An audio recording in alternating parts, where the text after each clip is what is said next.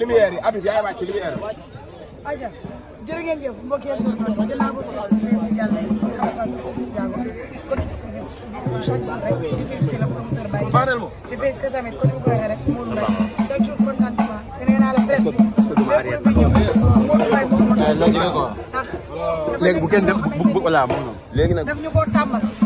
avant président bi nag kon dëgg yàlla yàgg na ko ba tey rek ba tey rek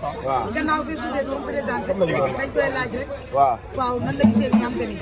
muy face to face lamb dekki na lamb dekki na di gën na neex parce que tey ñun ñii ñëpp amuñu woon chance bi ñu amoon mooy fekkee Balla Gaye Modou Lo te boobu ñoom père Bécaye la woon quoi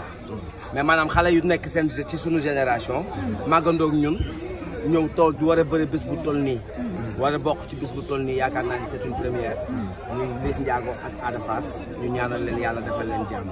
tey jàkkaarloo bi nekkul woon jàkkaarloo bu ñuy xoolee état physique boo leen xoolee waxtaan nañu fi sax yu jëm ci yooyu parce que jàkkaarloo la woon boo xam dañ ci doon wane waat ni làmb daa am tolluwaay boo xamante ne dañ ko war a gën a fonk man nag li may wax ni mbër yi laa koy wax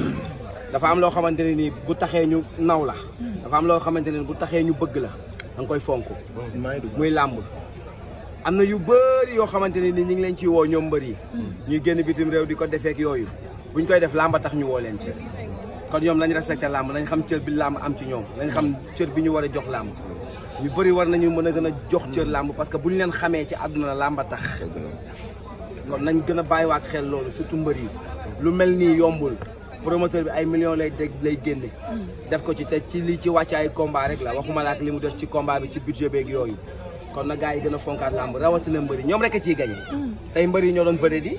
mbëri yi lañ doon feetal mbëri yi ñoo doon signature lépp mbëri yi ñoo koy gañee kon ñoom nañ ko gën a fonk ñu bañ a bàyyi ñu moytu kenn ku dugg seen digganteeg làmb waaw bu kenn dugg seen digganteeg làmb waaw yi fi nekk nag Sénégal nag moom sport de combat yi fi nekk bari na waaye làmb moo fi mel nii waaw kon ñu sant yàlla ñu gën a góorgóorlu la gën ko fonk gën a respecté làmb loolu laay wax Liss Ndiago ak Ada Fass tey def nañ jàkkaarloo bu am solo daanaka boo xoolee ñun sax on n'a pas eu à poser des questions ci ñoom parce que dañ leen a junj rek après waxtaan ba tàmbali boo leen xoolee dañoo toog noppi di leen seetaan di leen déglu rek ñoom ñaar ñëpp ku ci nekk génn nga li nekk ci yow ku ci nekk wax nga envie gi génn nga envie bi nga am comprendre nga loolu lépp day wane ni bis buy metti lay doon te xam naa ne du doon bis bu yomb Liss Ndiago ñëw na tey ak tolluwaay bu dee dañuy wax ci état de forme ñëw na ak nu mu toll miin nañ ko ci moom nag miin nañ loolu ci Liss Ada Fass combat bi mu jóge MMA dafa am lu mu def ci moom mais loolu mu def ci moom Ada laa koy wax gis nga ni mu entraîné boppam gis nga ni Ada Fass oyofe waa sport dafa loolu daf cee bokk mbër da ngay athlète Liss nag li miin nañ ko ci moom day dañ xam nañ ne day dañ ci moom day koy dindi gi liggéeykat la jàmbaar la waaw mais ñu ngi leen di xamal ni daal combat bu étincelant la ñuy gis combat bu metti moo fi nar a am. d'accord mais ñaari mbër yi gis nañ ñoom ñaar dafa mel ni dañoo yàqante daale la preuve en est que gis nga dem nañ bay jegewu seen bopp seen côté communication. waaw ñoom ñaar mooy loolu fi mu toll ku ci nekk am nga envie laalanteeg sa morom ku ci nekk am nga envie jonganteeg sa morom ngeen jëflante parce que ku ci nekk tamit daa am loo xamante ne nii daa am victoire bi fu mu la mën a yóbbu ci ñoom ñaar ku ci nekk tey boo daanee sa morom fi mu la yóbbu ci làmb day sori moo tax combat la boo xamante ne nii ñoom ñaar ñëpp ñu ngi koy préparé et ni ma gisee làmb ji nii préparation yi du yomb de mbër yi dinañ ci def sérieux waaw surtout Ada Fass gis naa ni préparation combat bi dina ci yokk sérieux et tàmbali naa ko gis ci moom waaw mu tàmbalee gën a sérieux tàmbalee gën a fonk bis bi gën a xam bis bi dayoo bi mu am ci moom yaakaar naa ni daal bis bu am solo la Elmo waaw si loolu laay ñëw parce que gis nañ kii ñëpp laa xam léegi journaliste yëpp laa waaw gis nañ nga xamante ne mooy kii Liss Ndiago waaw daal dina kii affronté ki nga xamante ne moom mooy Ada Fass doot ko épaule waaw poñe ko mais ba tey Liss Ndiago envie la loolu yàqul loolu moom lu neex la ci sport de combat en fait ñun Sénégal ñun ni ñuy gisee sport de combat la demeewul noonu ñun dañ jàpp ne sport de combat suñu làmb nii xam nga mbëri ñoo ñu tàmmal bu ñu laalantee rek xeex yàq seen signature mais sport de combat ay athlète dañuy ay combattant dañuy poñante ay combattant ku ci ne da ngay wane envie bi nekk ci yow envie bi nga bëgg li nga bëgg a def da nga koy génnee wane ko ñu gis ko ci yow mais ñoom ñoo ñu tàmmal xeex mais gis nañu ne Liss Ndiago def na ko mais bi mu ko defee loolu yëpp